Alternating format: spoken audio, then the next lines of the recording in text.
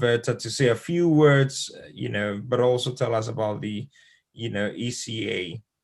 Okay, good evening, everyone. I'm delighted to be here today.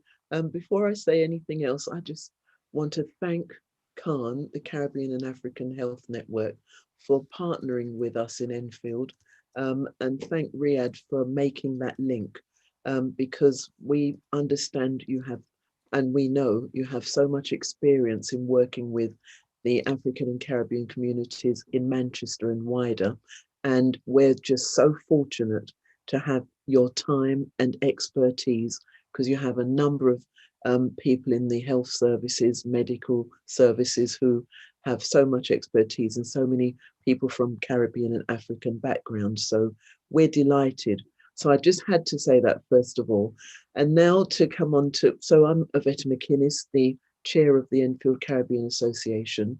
We're the longest standing Caribbean association in Enfield. We've been established since 1986, although I only joined in 2017.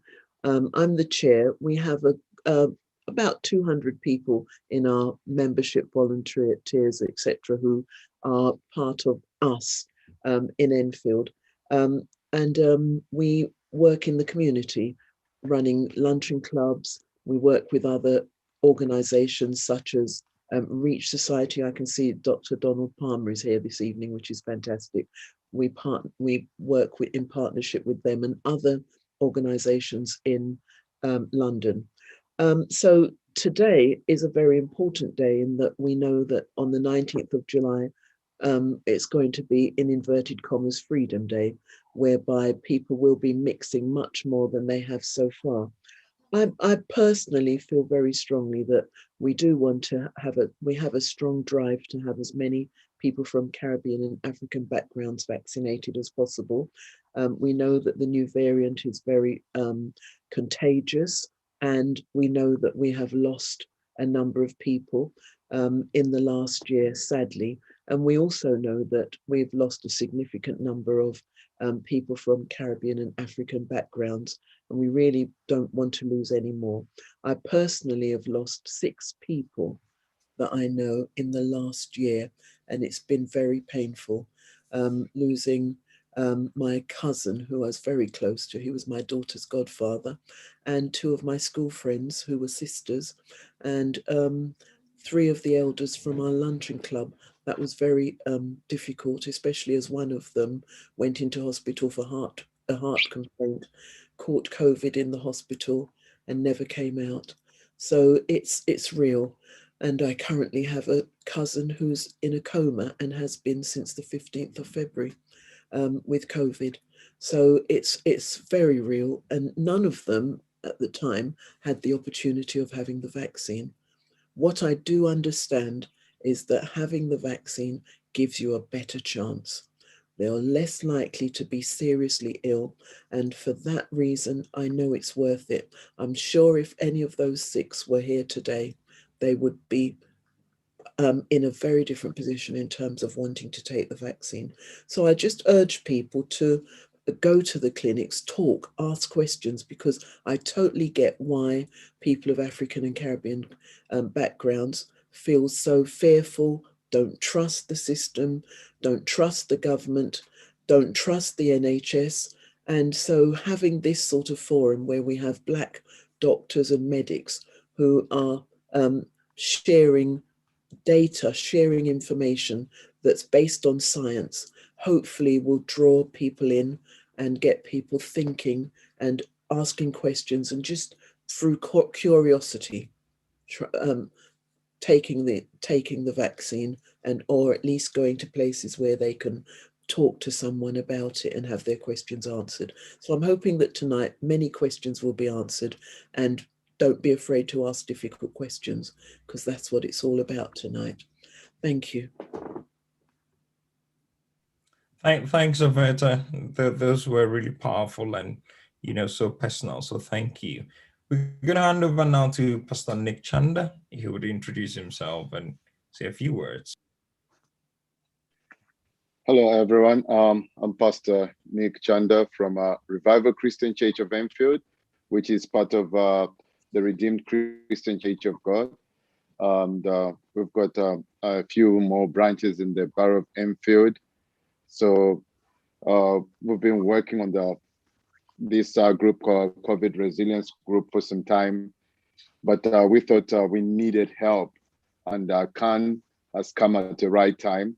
I would really want to appreciate Dudu, Riyadh, and the rest of the team for making it possible to come and work together.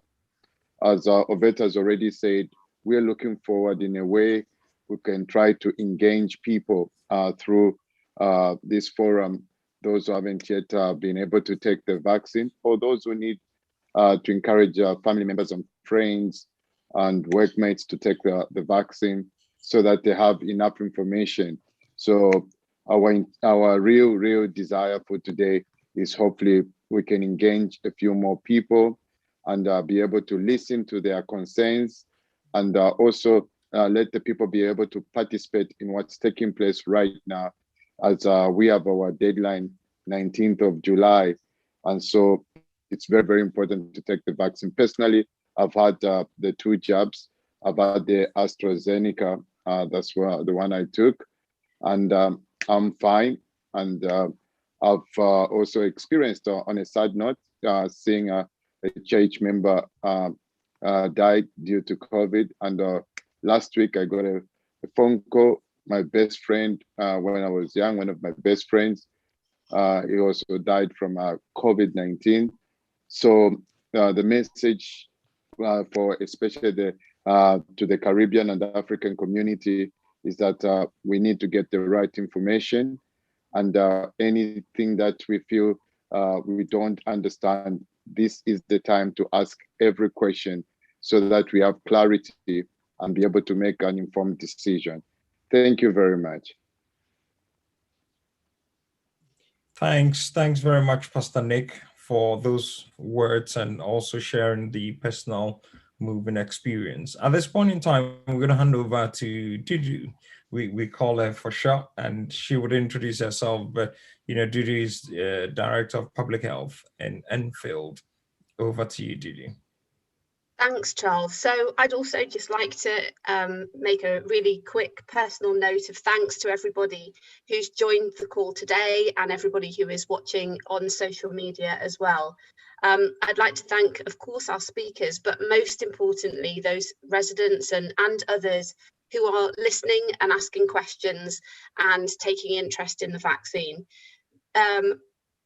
This vaccination is the best defense that we have against COVID-19, and I would really urge everybody to look at the information, to ask the questions that you need to, and to take up the offer of vaccination.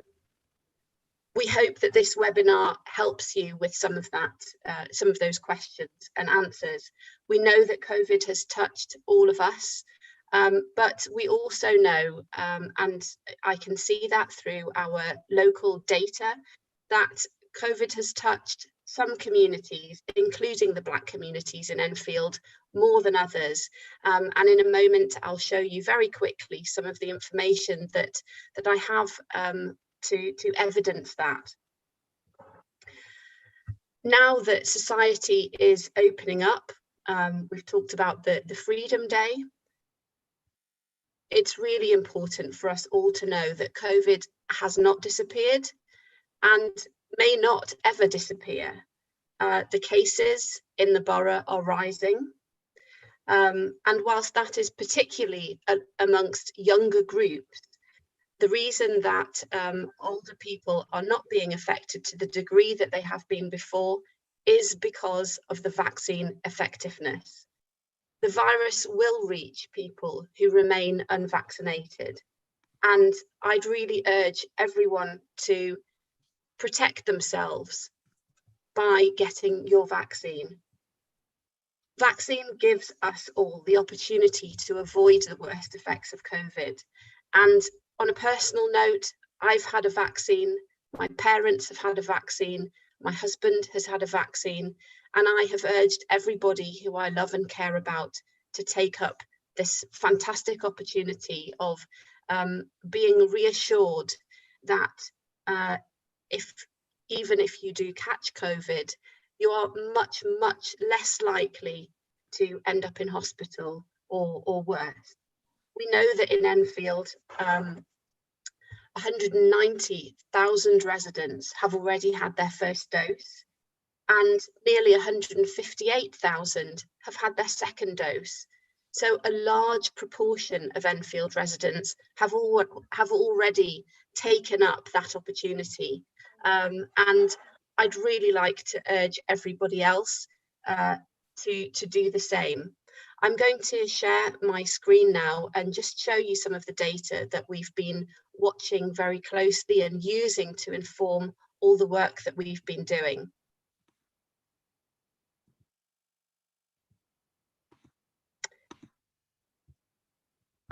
Charles, can you see that? Not yet.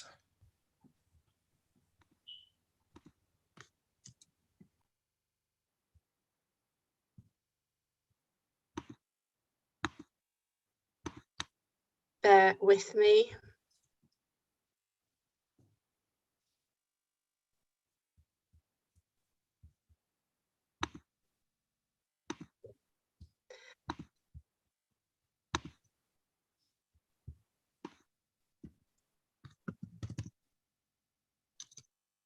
Can you see that now? Yes, we can. Fantastic. Okay, I will just put it onto slideshow. There we go. Okay, so this is the data that we have that documents the rate of death amongst our different communities here in Enfield, and we can see that there are lots of different communities that have been more affected than average in Enfield, but the Black communities here, the Caribbean and here African communities, are above average for the death rate. And here we can see vaccine uptake amongst over 18s in Enfield. The blue line is the average vaccine uptake. This data was analysed a couple of weeks ago. So at the moment, we're standing at about 74% of over 18s have received their first dose. But I think the important part of this slide to look at for us here today is the green bars, which represent the Black community. And we can see there that there is significantly lower vaccine uptake amongst Black community members in comparison to other groups in Enfield. And that really is the rationale that we have for this, this webinar and a lot of the other activity that we're doing to promote vaccination amongst the Black community. And here we can see the distribution of people who've had their first vaccine. This is I think over 18s. The top of my slide is blocked with the Zoom keys. But you can see the important thing is that there is not an even distribution amongst our different geographic areas. And so I would just like to end on the note, please do ask all the questions that you have, put them in the chat, shout them out when we have that opportunity later on in the webinar. It's really important that you ask the questions, that you get the answers, and I really do hope that this enables people to consider getting their vaccination.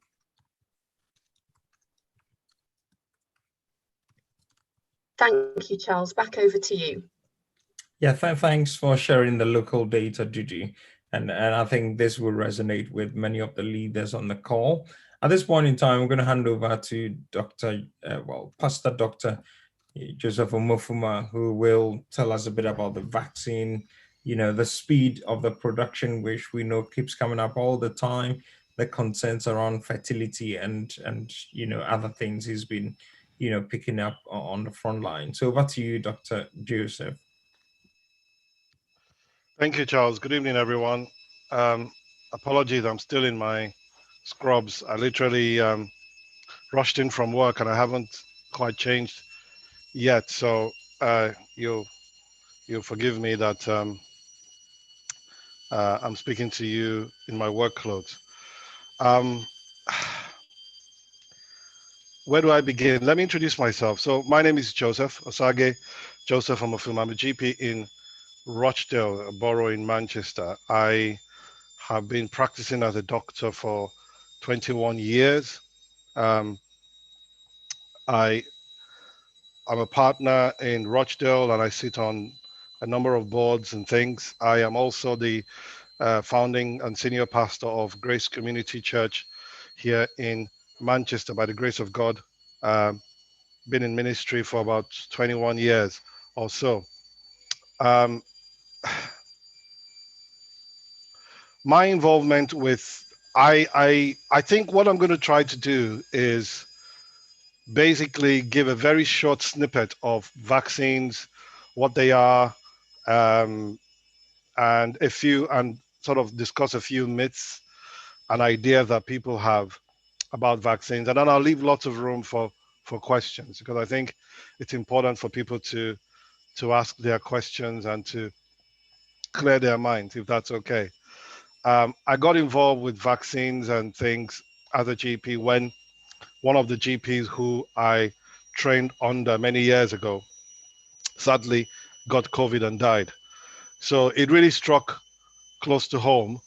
Um, and so it became for us not just something that you see in the news and something that you hear about, but something that we then began to take responsibility for on a very personal basis. Let me give credit to the speakers. I want to thank the Dudu for the local figures. I think that's really important for us to see what's happening locally. The pastor who has spoken and the leader for the Caribbean Network locally over there as well. I really enjoyed the way she brought it home personally and talked about the things that, you know, touched her. So let me just state categorically that is not to my job is not to try to convince you of any my job is not to try to convince you to either take or not take the vaccine. Okay? Are you having, can you guys hear me okay? Can I get a thumbs up?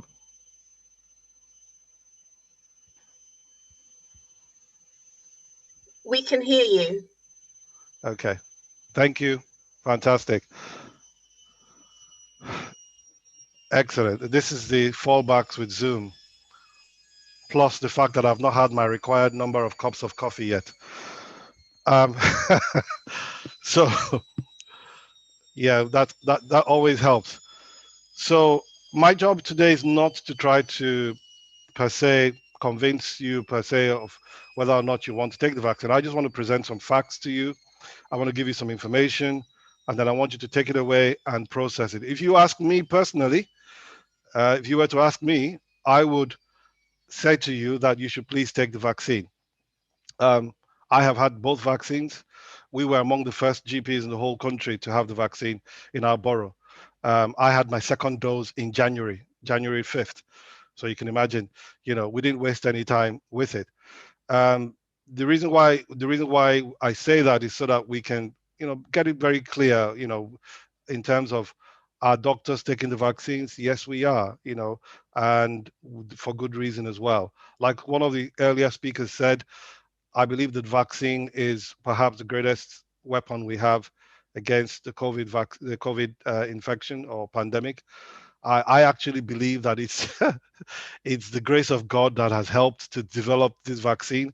Most vaccines are not developed as quickly as this, so we should be grateful that we have such a weapon, something to counter this pandemic. This pandemic is not godly. I don't think it's the will of God for people to lose their lives. I don't think it's right that people are cut short of their destinies. If you're going to look at it dispassionately, we've had young people. I have nurses and people who work in ICU, people who are close to me. It affects both young and old. Interestingly, just to chip it in, I have had COVID. I had COVID back in November, and I was ill. I couldn't go to work for a couple of weeks, and by the grace of God, I recovered completely. Um, put it in context, I played 2.5 hours of tennis on Friday, so um, I'm fully recovered. So we need to understand that this is not a hoax. This is not. I read all kinds of things on the internet about. First of all, they said there was no COVID. Now they're saying that the vaccine is this and the vaccine is that. It's really important for us to listen to healthcare professionals and to make sound judgment. Like I said on BBC, nobody takes their Volvo to a bicycle repair shop. You don't get, if you're going to listen to Fred at the pub about, investment opportunities, then you have a bigger problem than we all thought. So it's really important for us to really, really get some facts and get the facts right. Okay, I'll touch a little bit on the vaccine. By the way, because of the tragedy that we experienced as a locality, we developed something called the SAAD score. And it's basically something that we use for Afro-Caribbeans to assess a risk assessment for how the virus would affect you and how to protect yourself. I'm just going to put it in the chat. It's called SaadsScore.com, after our colleague Saad, who passed away. Take a look at it. And, because some of the things that we found there, because one of the questions that I keep getting when I do talks like this is, why is it so important for the Afro-Caribbean community to pay attention to this, to COVID, and indeed to the COVID vaccine? So basically, we know, and I feel like I'm speaking to the converted, maybe because I've talked a lot about this COVID and COVID vaccines, but I'll try to keep it really simple. Afro-Caribbeans are about 3 to 4 times more likely to have serious side effects and indeed die from the COVID infection itself. And so, especially if you're over 40, if you're obese, if you have an underlying health problem such as diabetes, asthma, etc. Also, if you have a high waist circumference, you're more likely to be adversely affected. And if you check the statistics, that is quite a lot of us in the Afro-Caribbean community. Also, because of the way we live our lives, we tend to be very family oriented.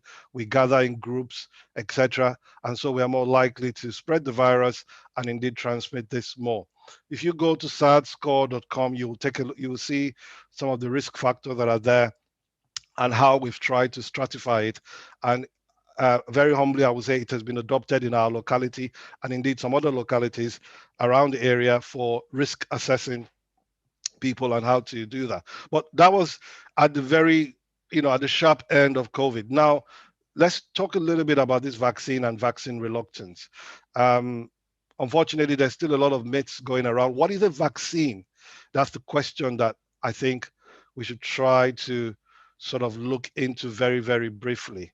I have an old presentation here that I'm going to dig from called Vaccines and Myths.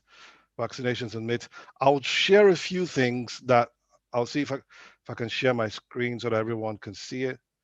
So vaccines basically a substance that's used to stimulate the production of antibodies and provides immunity against several diseases. So prepared from the causative agent of the disease's product or a synthetic substitute.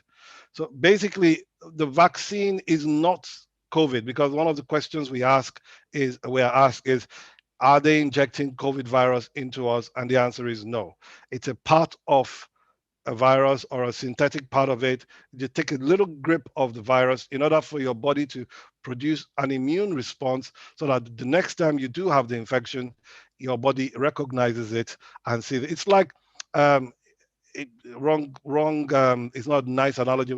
It's like systematic sensitization. You show a little bit so that the body sees it and says, okay, we know what it is, so that next time when it shows up, the body can mount a greater response. All right. These vaccines do not change your DNA, because they do not even, first of all, we don't have that technology yet. I jokingly said that I have a few friends that I would love to change their DNA and make them more amenable to the kind of things that I want them to do.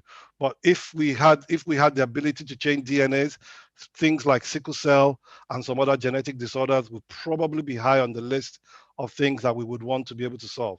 So we don't have the technology yet to be able to do that. Let me just put that out there. What the vaccine does is that it stimulates an immune response to the body so that the body recognizes that there are foreign agents hanging around, and then you can fight against it better. If you are going to go to the nitty-gritty of it, there are different types of vaccines, the attenuated, the live, the toxoid, etc. I won't bore you with all of that. But what I found to be interesting is that vaccines are not new. In 1000 AD, Chinese have been using vaccines, inoculation. There's the smallpox epidemic in India, whooping cough epidemic in Paris, this Spanish epidemic. So there's been a lot of vaccines that have been used over time. Some of the popular myths that we come across, I'll come to the religious bit in a minute. Vaccines cause autism. It's not necessary to vaccinate. It's too aggressive. They cause disease, etc. All of them are not true. I've also read that it's some sort of population control by some individual somewhere in some part of the world to do that. As you can see, I've had the vaccine now. It's been 6.5, 7 months, and we're all still here. As with any medication, as with any drug, there are side effects, as we have seen with the AstraZeneca vaccine. Let me just zero in. In the UK, only 3 major, or is it 4 now? That 4 major vaccines have been granted to be used within the UK. You have the Pfizer BioNTech, you have the AstraZeneca, you have the Moderna. Johnson & Johnson, I think it's just been granted as well. So what are these vaccines and what's the difference between them? It's just basically where they were produced, how they were produced, and what was used in them. For example, if you were to pick on the Pfizer BioNTech, because if you have questions, please feel free. I'm just going to, I talk for a living, so we could be here all night. I'll just keep talking. No, I promise not to do that to you. But what I'm saying is there's a lot of information, so I'm trying to streamline this to what we need. And so if you have pertinent questions, it will really help us to be able to zero in on that and sort of try to address that properly. So looking at these vaccines themselves, I'll just pick maybe 1 or 2. The Pfizer BioNTech was tested in 43,500-ish people in 6 different countries, and there were no safety, or literally no safety concerns that were raised. In total, about 100, this is public information, by the way, about 170 people fell ill with COVID-19. Only 8 of them were in the vaccine group, blah, blah, blah, blah. It's about over 95% effective against the symptoms of COVID. And it uses the mRNA technology, which though is not new to medicine, is new to the making of vaccines. Let me just pause and say this, that people have often asked me and asked us, how come these vaccines were produced so quickly? There are a number of reasons for that. One of them is I've alluded to in my previous slide. Now, normally when you're producing a vaccine, some of the things that delay the vaccine being produced is, first of all, you have to recruit people. You have to recruit people, and you have to recruit people in a random way. Now, that in itself takes time. For the COVID vaccines, people were literally queuing up to say, please use me. And so that aspect of it was, greatly reduced. Now, you're talking about, so many thousands of people in 6 different countries who were willing to just volunteer themselves and say, let's do this because of the effect of the pandemic. The second aspect of it as well is, in terms of approvals, you would need to apply for phase 1. The government would go and look at it, come back. Then they will pass it to a committee all of those phases were phase 1, phase 2, phase 3 were all reduced and fast-tracked because we wanted a vaccine to come out quickly. So people are saying, it's been brought out too quickly. We don't know this, and I can only speak maybe perhaps for the UK with a lot of confidence, because going by the way medicines are approved in this country, none of those vaccines will have seen the light of day if they thought that there was any safety concerns in them, because we are far more meticulous than a lot of countries, including our brothers across the pond. A lot of medicines that are approved in the US are not approved in the UK for a number of reasons, either safety concerns or lack of enough research. The thing about research that I think we need to understand, if we're not medical people, is the larger the sample size, the larger the number of people that are used, the better you are more likely to get a more robust product. So if you say you tested on 6 people and they didn't have any side effects, that's okay. But if you tested on 6,000 people, that's even better. If you tested on 60,000 people, that's even much better, because you have a wide variety of people. And when I read about the Pfizer research one that was done, for example, you had Afro-Caribbeans, you have Asians, Mexicans, all kinds of people that were tested within this cohort group.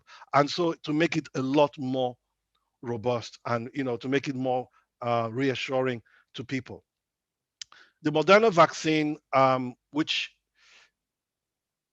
is basically a US product, slightly different route to being approved. It was tested on only, and I use that very, very loosely, only 30,000 people within the US. It received funding directly from the US government, the so-called Operation Warp Speed that former President Trump initiated. It's said to be over 90% effective, and it has its own side effects. The thing about what I hear some of my colleagues say, that Moderna is a new company, and it's true. Prior to producing the vaccine, it had only been around for about 8 months. It had only been producing things like vaccine products for about 8 months. That is also true. But this is what they did, and this is how they did it. And unfortunately, we are seeing, because I will tell you both sides of it, we are seeing a lot more side effects from the Moderna vaccines in under 40s. And that's why within the UK, the Moderna is not being used for under 40s at the moment. I had the Pfizer vaccine, and, normal vaccination is like the flu. Let me say a couple of things as well about the coronavirus. People have challenged me and said, well, coronavirus is not new, etc. Yes. What you need to understand is microbiology 101. The coronavirus itself is not new, but there are new strains being developed all the time. So what we have here, the COVID-19, there are different coronaviruses. We've known about them for some time. In 2015, thereabout, I think 2016, there was a coronavirus outbreak in the Middle East, which caused the MERS infection, the MERS infection. That particular outbreak of that particular coronavirus had a fatality rate of 35%.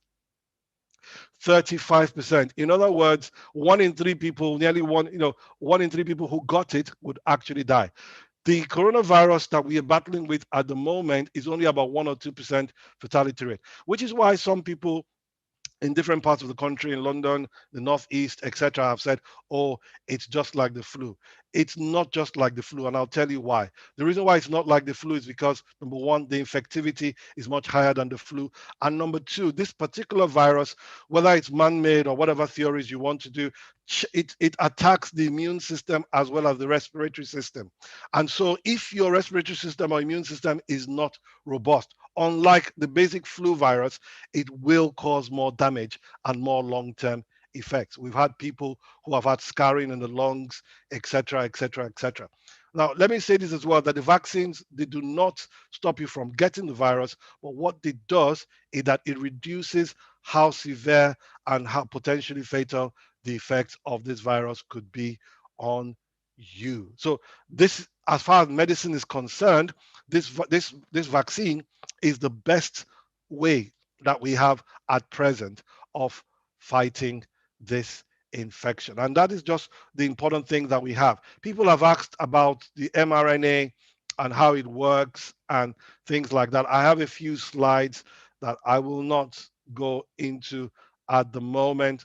I will stop here and see if people have questions. I know we have quite a few pastors and religious ministers on board. So if you have questions around the religious aspect of it or the components of the vaccine, I'll be quite happy to answer that. Thank you.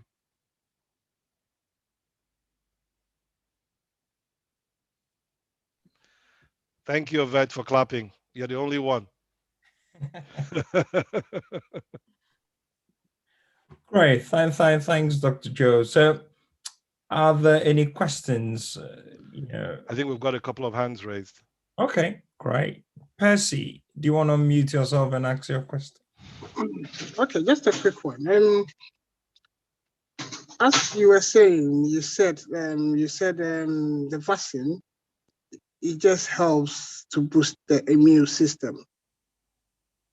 I just want to know, what about if you are boosting your immune system yourself? Because I think we've got like vitamin C, vitamin D, with the vitamins, and if you are using that one to boost your immune system, do you think that means we don't need a vaccine to help us boost the immune system? I just want to know what's the difference between that, because I was doing some search, and I think they say all those things helps to boost the immune system. So I just want to know the difference. Okay, thank you, Percy. I like your question. I didn't quite say that, but I like your question. First of all, vitamin C and other things, vitamin D, etc., they do boost your immune system. The difference is that your immune system works in a number of ways, and I'm going to go a little bit technical on you now. There are certain things called the memory B cells, the memory T cells. If you go into an environment, say for example, you go into Dubai or an environment that is not your normal environment, and there are bugs and viruses there. What your immune system does is that when you get there, if you've noticed, of some of you travel a lot, you go into a place, you get a little bit of a cold. It's because your body is not used to the viruses that are in that place.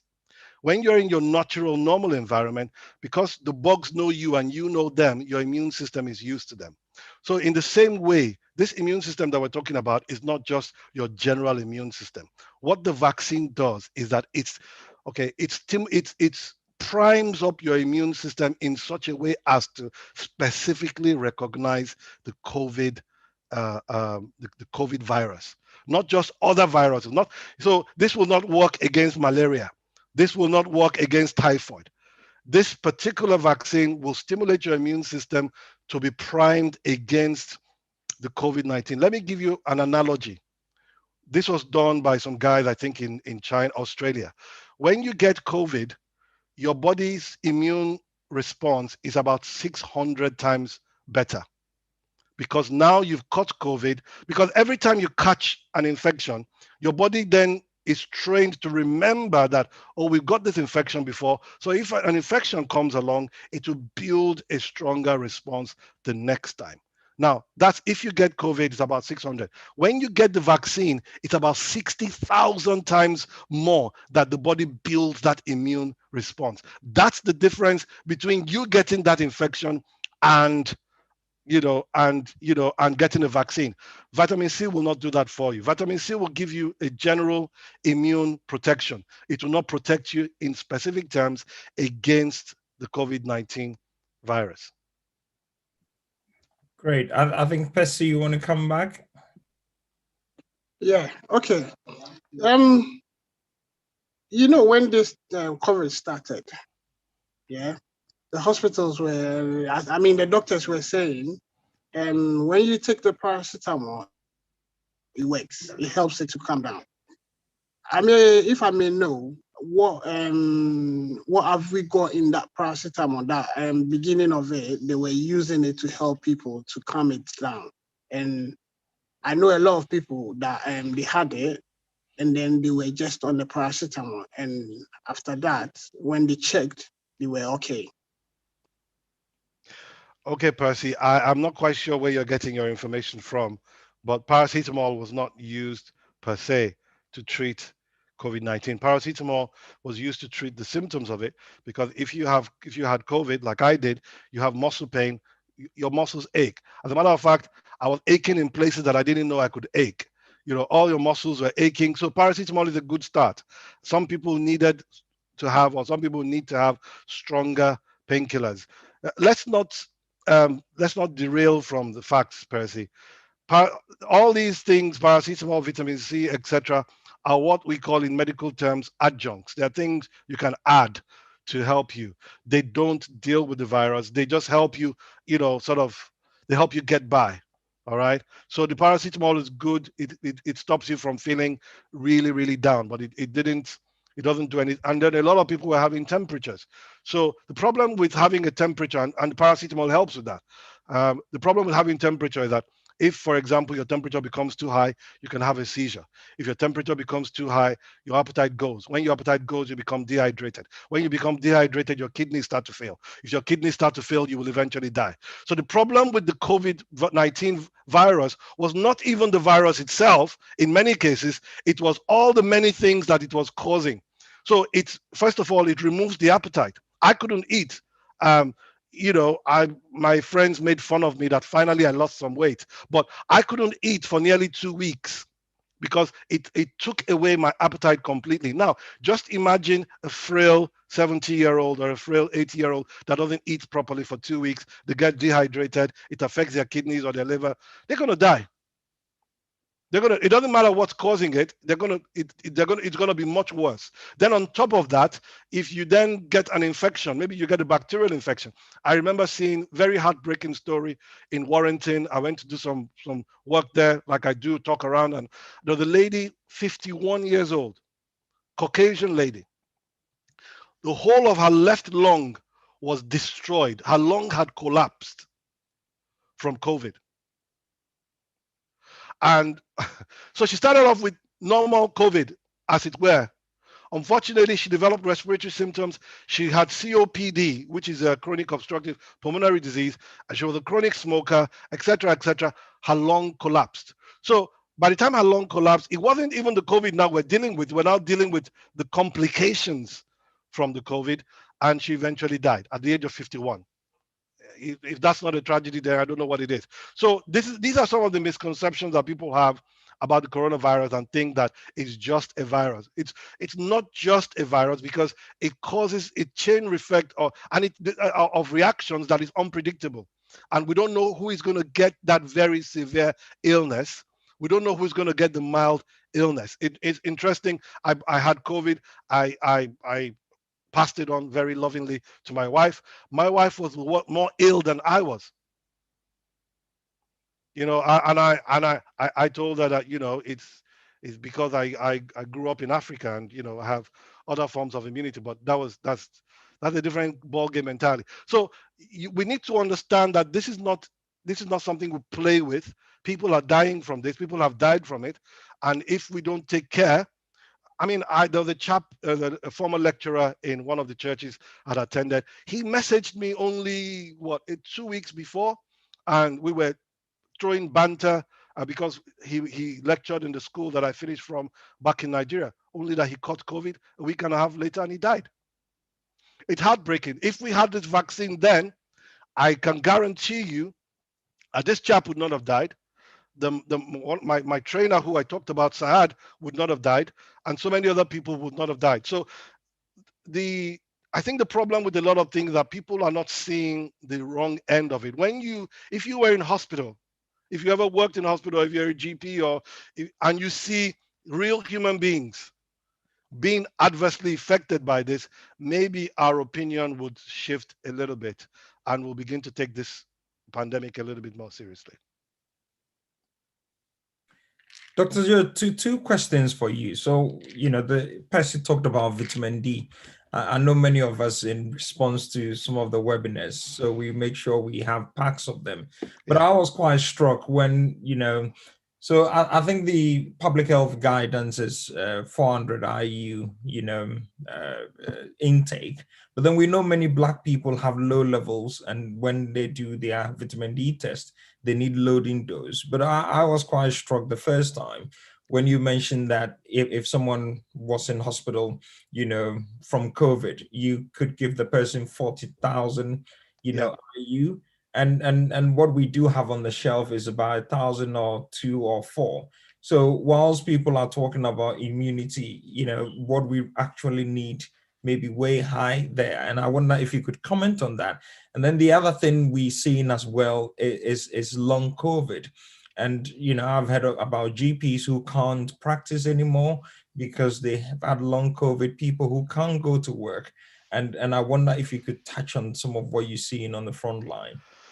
Thank you, Charles. That's a double barrel question. But let's start with vitamin D because I think it's really important. You touched on an important. We now know most of us in the medical world, because of the properties of vitamin D. What you need to understand that vitamin C, for example, it helps with collagen synthesis. So it helps things like, that's why if you have a cold, they advise you to take vitamin C because it helps you shore up your immunity. Vitamin D, the same thing. And like you rightly said, because of our dark skin, we're not able to synthesize vitamin D enough. The vast majority of vitamin D that you need, 80%, comes from the sun. So that's why a lot of dark-skinned people do not have enough vitamin D because our skin, we don't get enough sun in the UK in general. All right. If you are in Portugal or Spain, you probably wouldn't have that problem. So what has been known is that, first of all, as a preventative, if you use a high dose of vitamin D, even when you get COVID, you're not likely to suffer a very severe infection. That's what is now known. For those who have got COVID, one of the treatment modalities that's being used in a lot of the local hospitals here is 20,000 twice a week. So that's 40,000 in a week. That's a very, very high dose. Up till now, I still take 20,000 a month, and I take 1,000 every day. So it's really important that we get the fact that this helps us to actually fight, because vitamin D helps to fight infection. And so that aspect of it, even if you did get COVID, it puts you in a better standing to be able to deal with infection and things like that. With regards to long COVID, there are a number of, like I said, different manifestations that can come from COVID. It's difficult for me in a few minutes but there are different things. We now know that, yes, the respiratory aspects of it.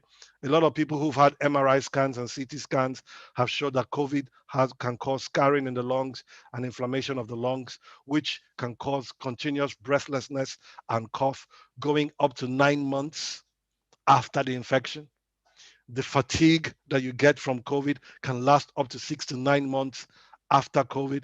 The muscle weakness that you get, if anybody who had COVID will know what I'm talking about.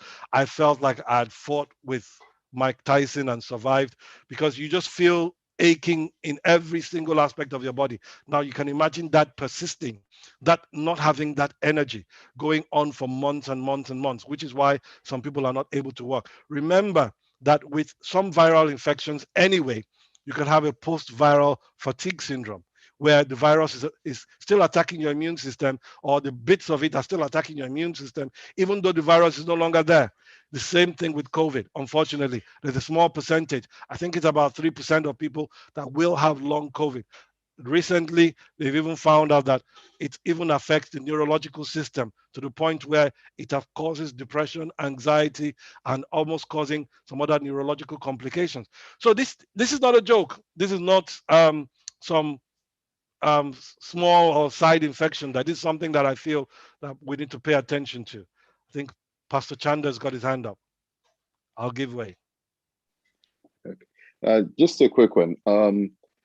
I've had this question before, that somebody said that they are allergic to antibiotics. Yes. As a family. Can they still take the vaccine? Simple answer is yes. And the second one is from the Black community.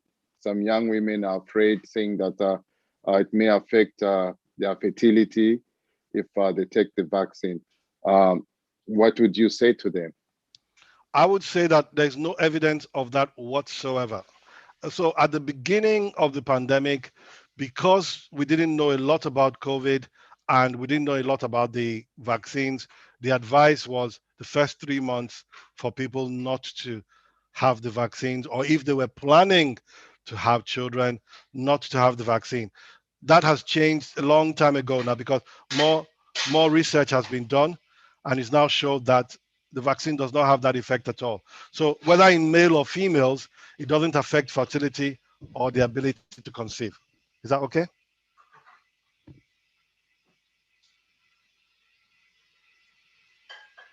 Okay, Percy. Yeah, you're talking about the infection of when somebody is pregnant. I know, as we are talking now, I know someone went to the center that was 3 days ago, and then they asked her, "Are you expecting, or are you planning?" And then she said she's 1 month pregnant. And then they said, then that means they're not going to give it to her. So I'm a bit confused now why you are saying before, but now they do give it to them. Well, Percy, it's difficult to comment on individual cases. So let me tell you my other role that I play. By the grace of God, I've been involved locally in supervising vaccine clinics in my local borough.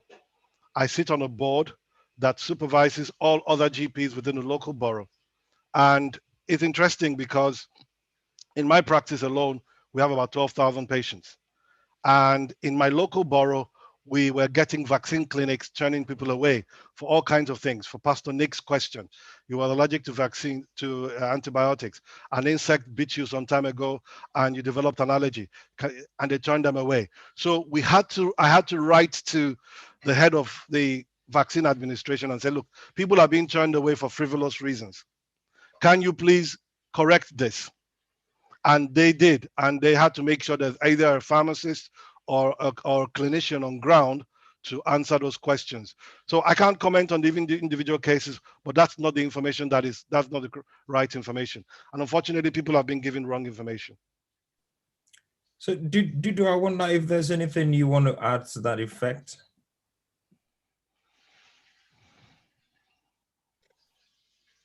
I'd really just like to support what Dr. Joe has just said, that certainly women who are pregnant are being or planning pregnancy or are breastfeeding are encouraged to go and get their vaccination.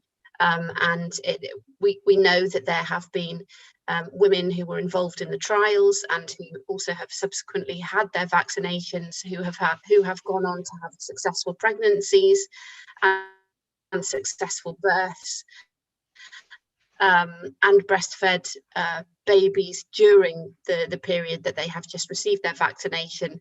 And so we know that this issue has been researched, and there are not ill effects on the pregnancy. So I would absolutely concur with what Dr. Joe has just mentioned. Great. Any other questions?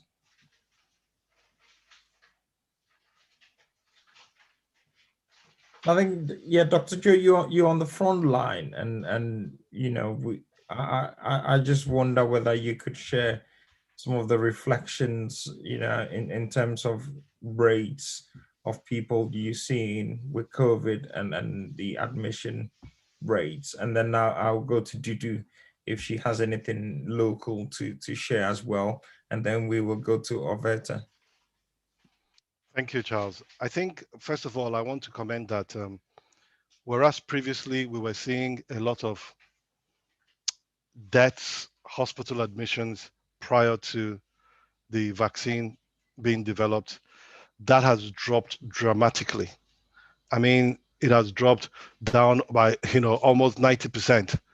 If you ask me locally, where I practice, we've seen a lot of that. And it's interesting now because, so we have a lot of Asian population in where I practice. So there was a lot of vaccine reluctance, not just in the Afro-Caribbean, but even in the Asian community as well. When they saw that people were not going to hospital as much anymore, that their relatives are not as sick anymore.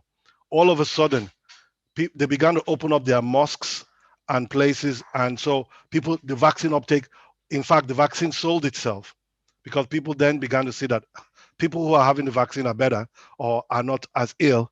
And so that's what we found. So from that perspective, it's empirically, it has showed itself to show that, look, if you get the vaccine, you're more likely to live, you're more likely to be better, you're less likely to be ill. And so we've seen that the uptake has become a lot more in our local place. I think Judith Scott, she's been nodding and wanted to say something, so let her. Yes, and again, we've seen a similar pattern in Enfield. We can see that our rates of infection are really dramatically increasing now. And we know, I think it's really important for people to understand that in the past, when we have seen the rates of infection increasing as they are doing at the moment, the government has put in place a lockdown and, if you like, artificially made those rates go down by making sure that we're all stuck in our houses or, being socially distanced and such like. They're not going to do that this time. They are deliberately opening up society, and therefore the infection rate will climb.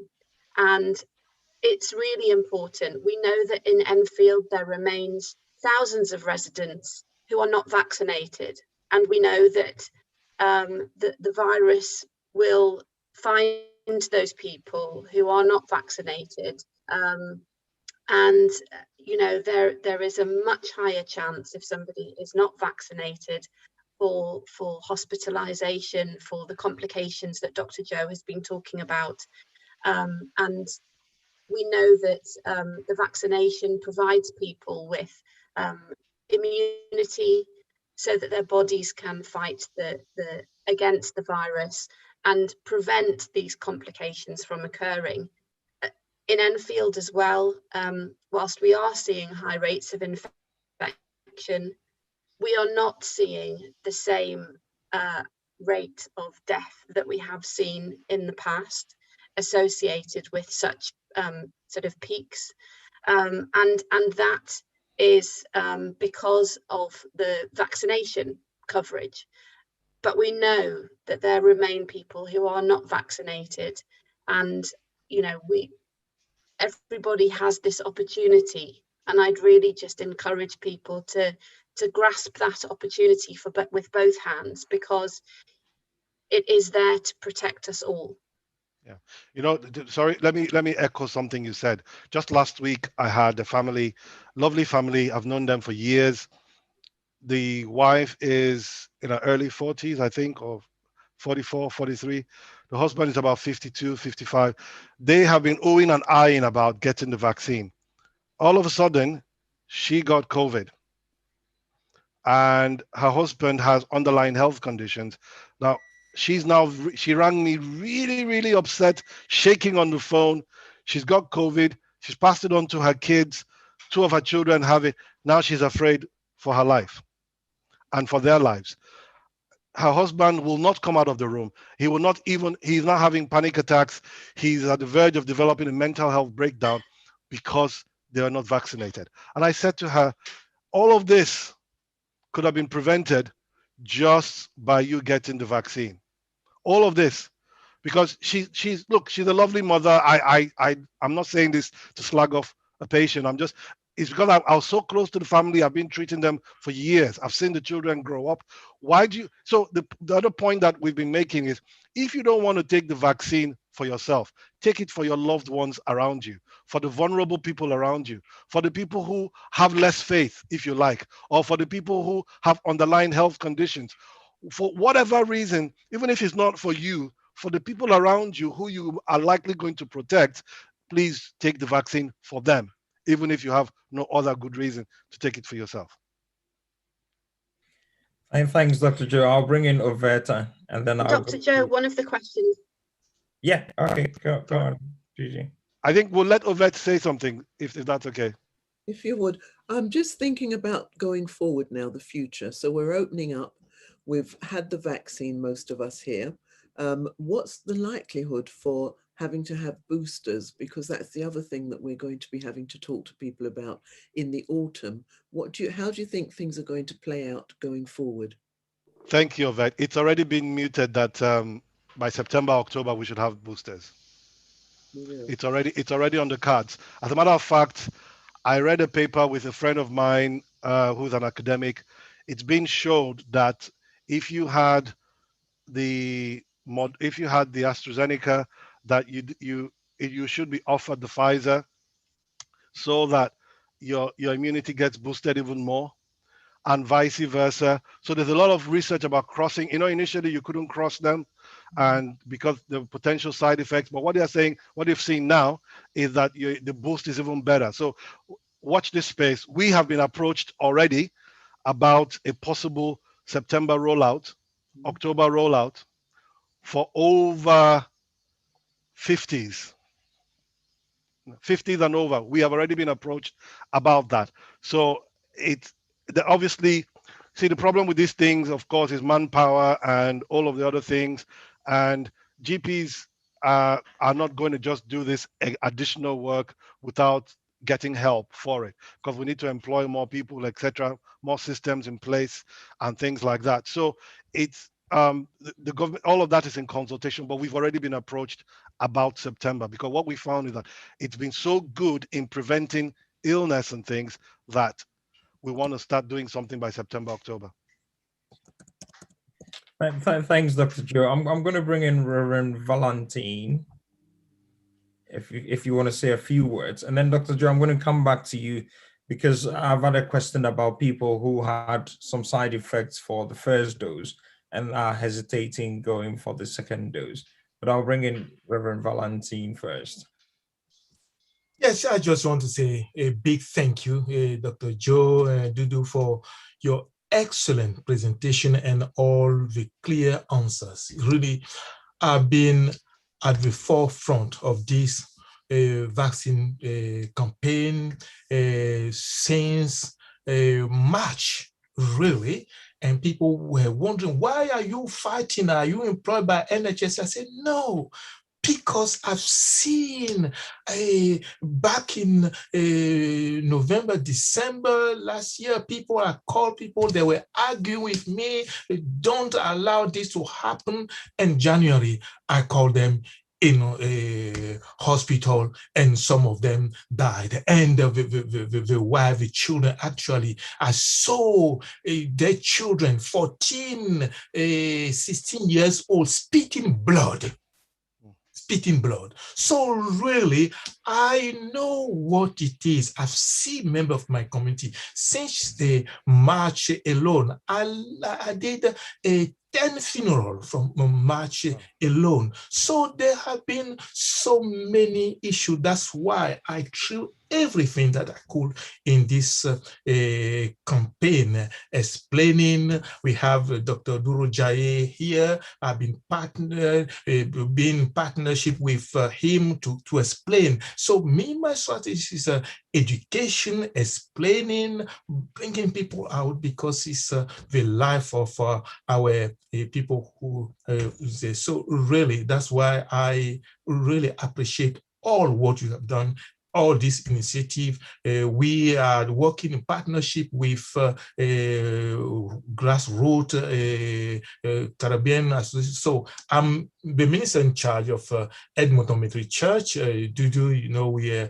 public health, we are working with you. So I'm working in multiple ways, young people, whatever we can do. So really, this is it. So I like your answers. I like everything. So really, I'm continuing to partner with you. And above all, may God bless you. And I say, keep up the good work, really. And I do hope that people understand that this is not a joke. I like the way you have said it's not a joke, and we just need to be there. Let's take the vaccine. Let's take the vaccine. Explain it. Education is key, and that's what we are doing. So really, thank you for that. Thank you. Thanks, man of God, for those powerful words. And Dr. Joe, I wonder if you have any, I think Pastor Nick is in. I'll bring in Pastor Nick, and then Pastor Joe, if you want to think about some clever people who are saying we don't know yet the side effect, and some have gone to the extent of saying they would rather die from COVID than deal with the long-term side effects. And I wonder if you're willing to die from COVID, why not? Be willing in the next few years to deal with the long-term side effect. But I'll bring in Pastor Nick, and then I'll hand over to you. Maybe before I come in, maybe Dr. Joe can answer that, because it's very vital about the statement people are making. Then after that, I can ask the two questions I have.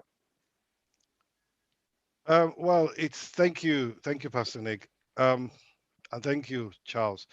The truth of the matter is that every drug will have side effects that some may be pleasant or unpleasant. I didn't go into details in my presentation because I thought it was going to be too technical. But before vaccines or any drugs can be released to the general public, they would have been trialed and trialed and trialed and trialed again.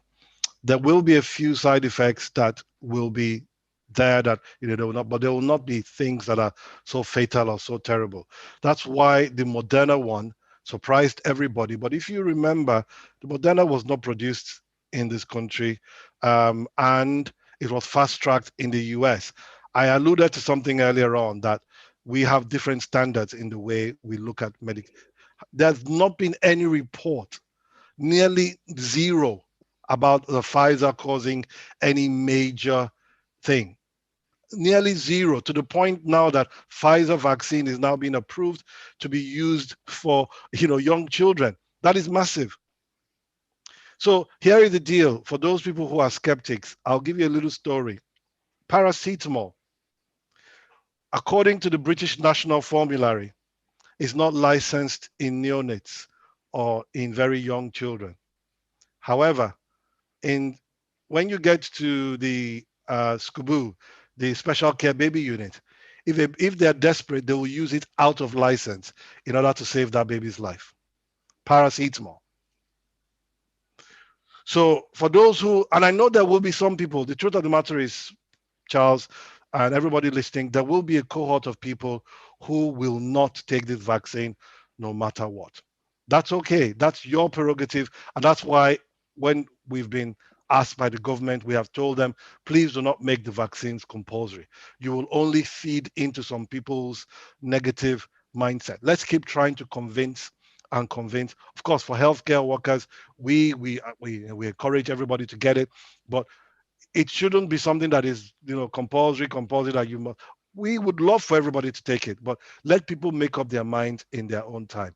And so there will still be some people, no matter what we say, that will not have the vaccine. Pastor Nick.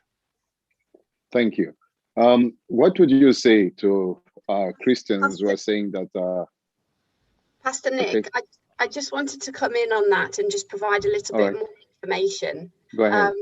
It's a really important question, that people have, thinking that this is a new vaccination and that we haven't had the length of time to allow us to see some of the long-term side effects. But in actual fact, one of the reasons that we were able to produce vaccines so quickly is that there had already been part of the COVID vaccine development in place even before the pandemic started, because about 10, 15 years ago, there was another type of COVID infection called SARS that lots of people will have heard about.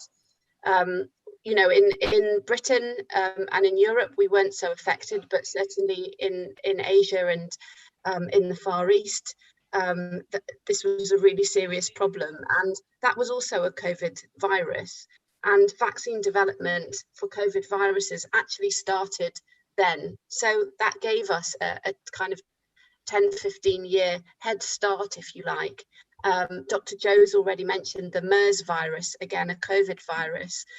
And that also fed into the research that's contributed to, to how we were able to come up with this vaccine so quickly. So I just wanted to add that point in. Okay, thank you, Dudu.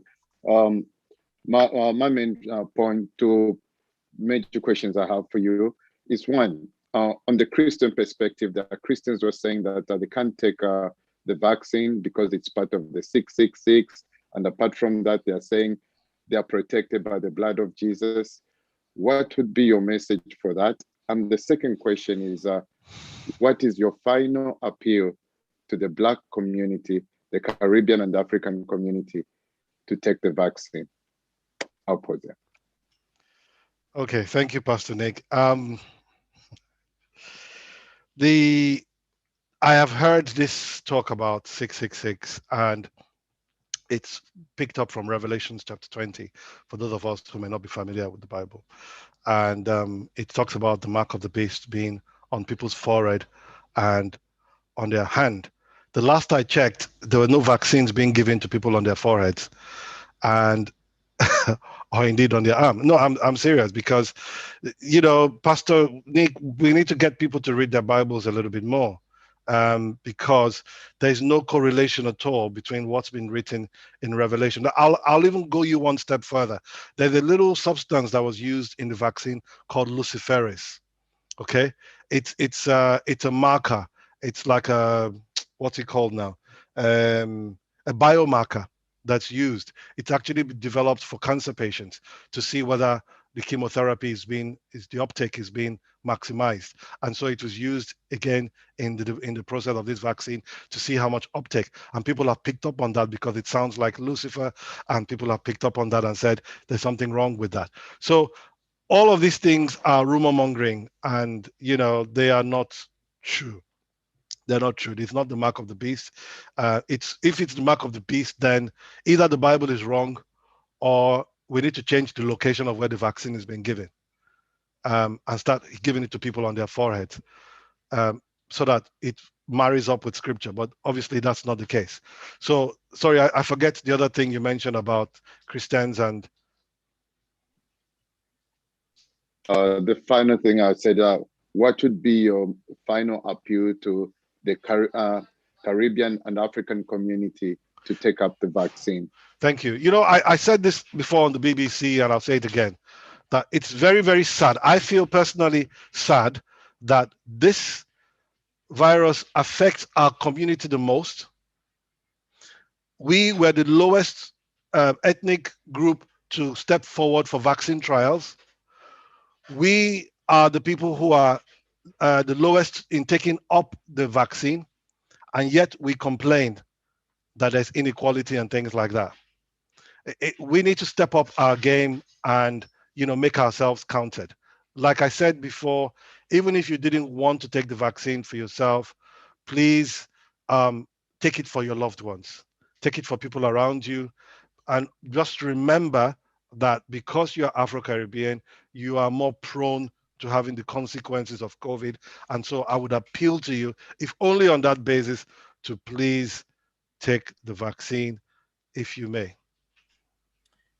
Yes, I know we've run out of time. We'll be wrapping up. I've got Lauren there, but also there are some questions in the chat box, because we have viewers on Facebook and YouTube. So someone is asking, why should we trust Pfizer, considering the track record in Nigeria where, young children were given something without parental consent. But I'll bring in Lauren, and then Dr. Joe, as you wrap up, you can answer the ones in the chat box as well. Hello.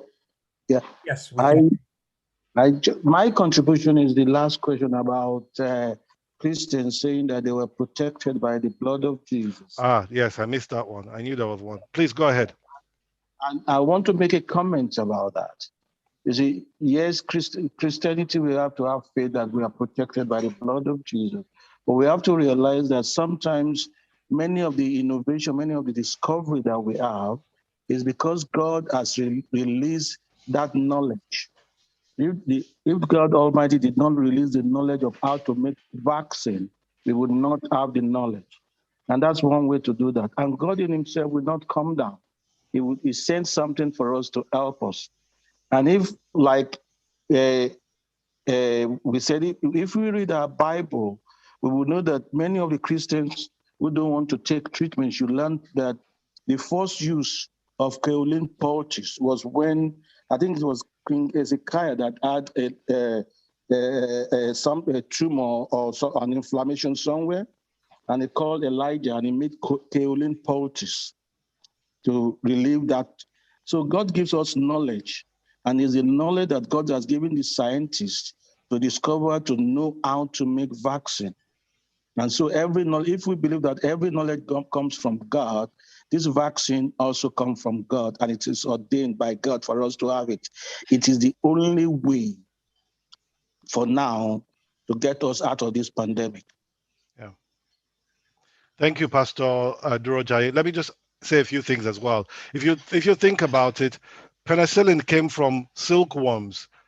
So, Yes. you know, quinine comes from the bark of trees. The same quinine we use in treating malaria, in treating rheumatoid arthritis. So why not just go the whole hog and not take any medicine at all, which there are some Christians that do that to their peril. I know a lady who lost their child because they had some belief in some parts of the Bible that they shouldn't take a blood transfusion, and sadly they lost the child. And I ask myself, is that what God wants for us? Is that really what God wants for you? I think those who are saying that really need some re-education in terms of their faith, because there's nowhere in the Bible where it says you should not take medicine at all. I believe very firmly, like Reverend Kenneth E. Hagin said many years ago, that the Bible and doctors are on the same side. You know, we're both trying to get you better. So if you see a doctor, know that this. I've seen people who refuse to take their blood pressure tablets and end up with having a stroke or having a heart attack and things like that. These are needless deaths that people should, stay away from. So please, take your medicine. Thank you, Pastor Durojai. You wanted me to make a final comment, Charles, because I think our time is fast spent. So someone is asked about why should we trust Pfizer? Oh, Pfizer, right? Good question. So here's my take on Pfizer. A disclaimer: I do not know anybody in Pfizer. I'm not employed by Pfizer. Pfizer is a very large pharmaceutical company, and like all pharmaceutical companies, they are out to make profit. Now, we cannot comment on individual cases about what happened in certain countries. We don't even know whether it's true or not. In particular, I saw the comment on Nigeria. Now, I'm Nigerian. So before anybody starts sending me emails and things like that, I'm Nigerian. Nigeria does not have a track record of safety. You bring in the real product, they dilute it, then they give it out to the general public and sell the real thing. So we don't even know whether it's Pfizer who actually did that, but Pfizer is a large pharmaceutical company who are out to make profit. They have a lot of products that we use. Every week or every other week, I do a joint injection clinic. One of our favorite products to use to help people with arthritis is a Pfizer product. They are everywhere. The same thing with AstraZeneca, the same thing with all the other companies. Please do not judge these companies necessarily by the global things that some of them may not have done things that are ethical or good or whatever in the past. But as far as these vaccines are concerned, and as far as the UK is concerned, these have been tested and tried and have received approval. They will not have received approval if the safety margins were not well taken care of. So that's the point that I wanted to make about that. Great. Thanks, Pastor Joe. So in wrapping up, do you do any final words? I know in the chat box, we have, various walk-in clinics, no appointment needed. And also we pushing the Khan helpline. If you looking for anywhere to go or you have any further questions after this session, or if you're watching this on Facebook and you want to have a conversation with Dr. Joe or any of our other Black, GPs and consultants, just text the helpline or WhatsApp or call, and we will schedule that. So over to you, Dudu, for some closing words. Yes, so again, I'd just like to thank the speakers, but most importantly, I'd like to thank the people who've participated who've joined the webinar to listen to what we've got to say and to ask questions, and also to everybody who's watching on social media. Just to say, we've got lots of opportunities for people to get their vaccine in Enfield.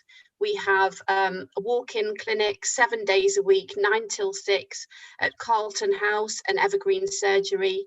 And we also have a vaccine bus coming on the 16th, 17th and 18th of July. On the 16th, that will be in Lidl car park in Edmonton. On the 17th, it's going to be in Edmonton Green Shopping Centre. And on Sunday, the 18th, it's going to be in Enfield Island Village Centre car park. 10 till 4 on each of those days, except for in the Lidl car park where it will be 12 till 8. Walk-in, you don't need to book. You don't need to provide your NHS number. Nobody is going to ask for immigration status or anything like that. Even if you just want to have a conversation, if you're still not sure about whether to receive your vaccine or not, go along to have a chat. And I think there's also even going to be some music, live music being played at some of the bus sites as well. So I hope that this has provided people with an opportunity to get some information and to ask questions. And please go along to our vaccine opportunities and get the jab that you know we're all entitled to. Great. Riyadh, I wonder if you want to say anything before we go.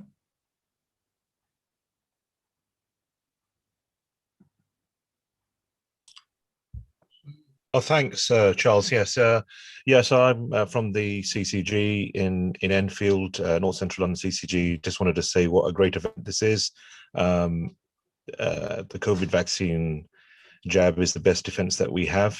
So please get vaccinated, protect yourselves, protect your families, and moreover, take the message out to all the communities and to all your family members and to all your friends and colleagues.